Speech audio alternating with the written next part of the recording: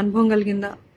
మీ పుట్టినరోజు, బర్త్డేస్ రోజు, యానివర్సరీ రోజు, లేకపోతే తిరిగి జన్మించిన రోజు, లేకపోతే any remarkable event in your lifes, ఆ రోజే ఏదో ఒక రీతిగా మీ మనసులో పాడవటము, ఏడవటము, మనస్పర్ధాలు, గొడవలు, అనేకసార్లు మనుషుల్ని ప్రేరేపించి అపవాది రెచ్చగొడుతూ ఉంటాడు. లేకపోతే మన మనసులోనే ఎంతో అల్లకల్లోలపు పరిస్థితులు ఉన్నాయేమో.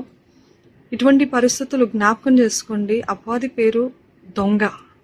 మన సమాధానాన్ని, మన సంతోషాన్ని దొంగిలిస్తూ ఉంటాడు.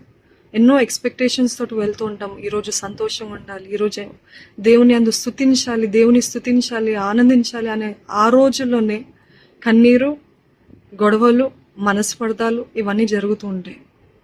కాబట్టి ఈసారి నుండి మీ బర్త్డేస్ కానీ, మీ యానివర్సరీస్ కానీ, any special event in a year మీరు గుర్తిస్తున్నట్లయితే దానికి ముందు ఒక 2 days ఆర్ 1 day దేవునితో మీకు ఎప్పుడైనా